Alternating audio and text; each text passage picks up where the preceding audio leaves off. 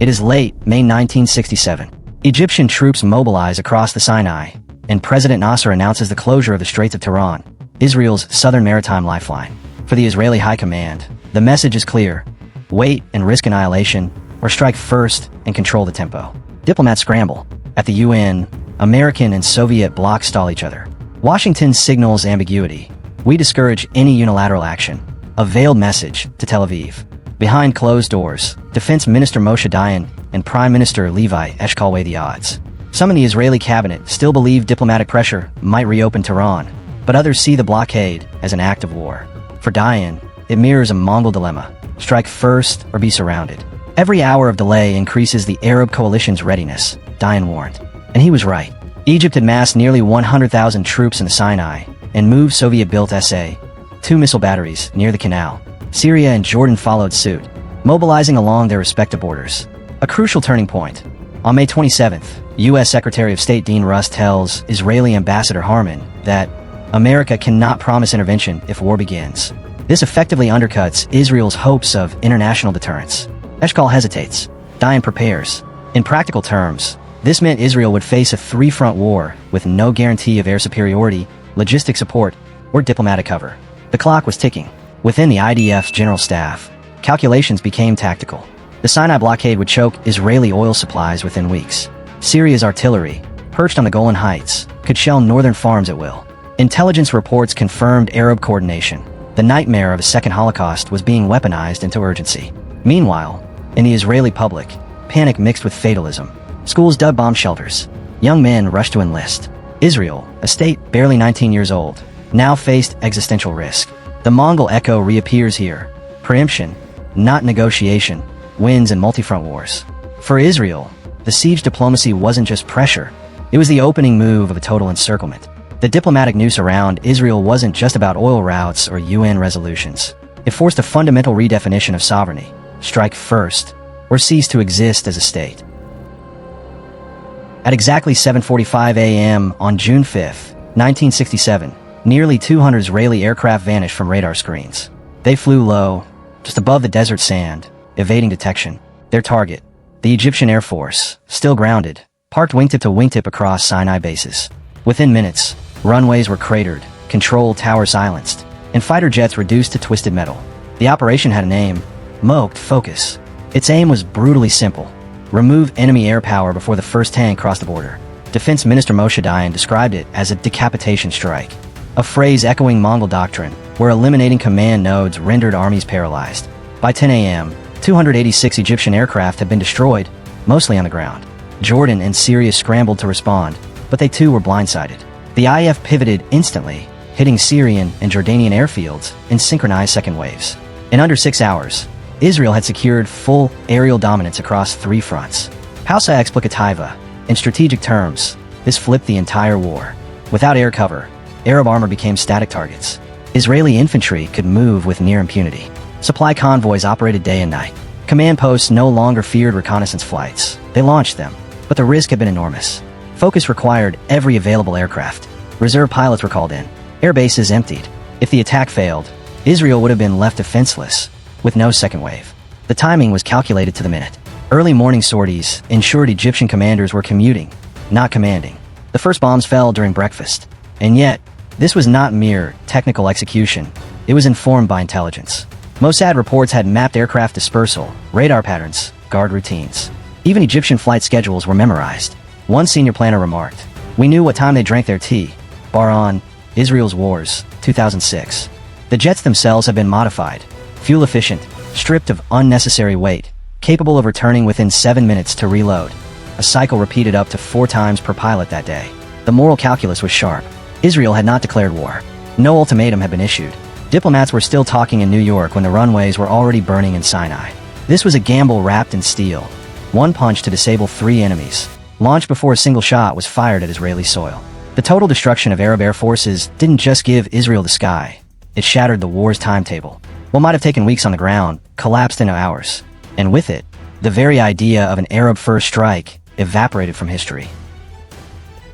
By the second day of war, the Egyptian Air Force no longer existed. But Israel's victory in the skies meant little without control on the ground. And that ground was the Sinai Desert. Vast, exposed, unforgiving. Israeli tanks, organized into fast-moving armored columns, pushed deep into Egyptian territory. Their objective: reach the Mitla and Gidi passes before the enemy could regroup. But every kilometer of gain increased one critical risk: outrunning their own fuel and ammunition. The Sinai, like the steppes the Mongols once conquered, punished those who advanced without control. The IDF Central Command faced a dilemma: continue the rapid advance or halt to secure supply lines. Brigadier General Ariel Sharon didn't wait. He ordered his forces through narrow defile, without full logistical backup. His gamble? That speed would break Egyptian morale before logistics broke his own men. One armored commander radioed, "We can see the horizon, but we can't see the fuel trucks." Behind the spearheads, supply convoys scrambled. Fuel bozers bounced across the sand, while engineers rushed to build makeshift bridges over wadis and soft dunes. Water became as precious as ammunition. Improvised depots were created under camo netting, vulnerable but vital. In a desert war, logistics is not just support, it is survival. A battalion without water or diesel is not retreating, it's stranded. Yet the advance continued. Sharon's 38th Division flanked Egyptian positions at Abu Ajila, using a combination of night movement and deception. Egyptian defenses collapsed faster than expected. Dozens of tanks were abandoned, not from combat, but from panic. Israeli losses were light in men, but heavy in machines. Several tanks were lost to mines, or simply overheated.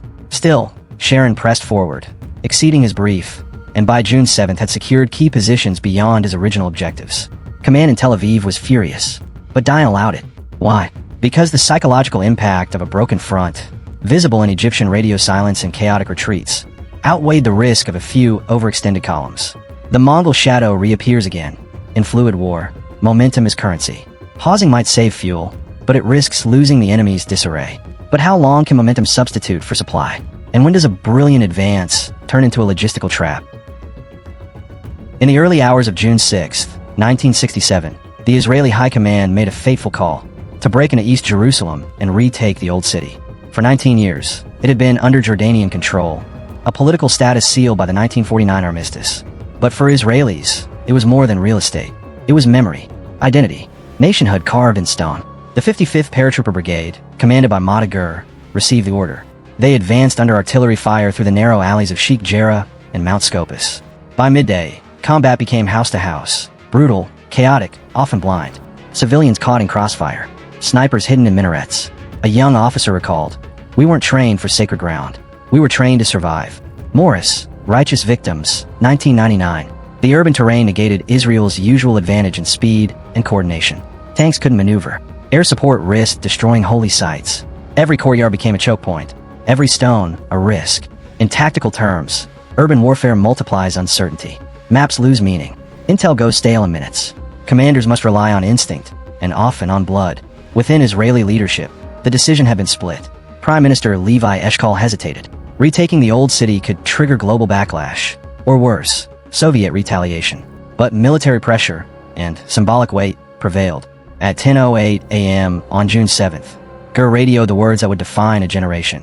"The Temple Mount is in our hands." 3 paratroopers, dusty and bloodied, stood before the Western Wall. One wept. For Israeli society, it was a moment of unity, religious, secular, Ashkenazi, Mizrahi, all projected into the image of conquest and return. Yet the cost was human. Palestinian neighborhoods lay devastated. Hospitals overflowed, and a new layer of trauma settled into the city's foundations. From the Mongol campaigns to modern warfare, cities have always been more than objectives. They are stages. Victories there echo louder, last longer. The world watched. The Vatican called for restraint. The UN prepared resolutions. But within Israel, something irreversible had occurred. A psychological frontier had been crossed. By capturing the Old City, Israel didn't just redraw borders. It reshaped its myth. And myths, once born, demand to be defended. While Egypt reeled and Jerusalem echoed with celebration, the north of Israel remained under threat. From the Golan Heights, Syrian artillery had for years shelled Kibbutzim in the Hula Valley. Now, with Damascus watching its allies collapse, Israeli generals debated, was this the time to strike north? The Golan Heights stood 1,000 meters above Israeli settlements. From that altitude, even short-range guns could hit civilian farms. Yet, the political leadership hesitated. Prime Minister Eshkol and Foreign Minister Abba Eban feared provoking Soviet intervention. Syria was Moscow's closest client in the region. Intelligence showed Soviet advisors embedded in Syrian HQs near Quneitra. On June 8th, Defense Minister Dayan gave a surprising order: do not advance. But by the next morning, he reversed course. Why? A mix of intercepted Syrian orders, continued artillery fire, and political pressure tipped the scale.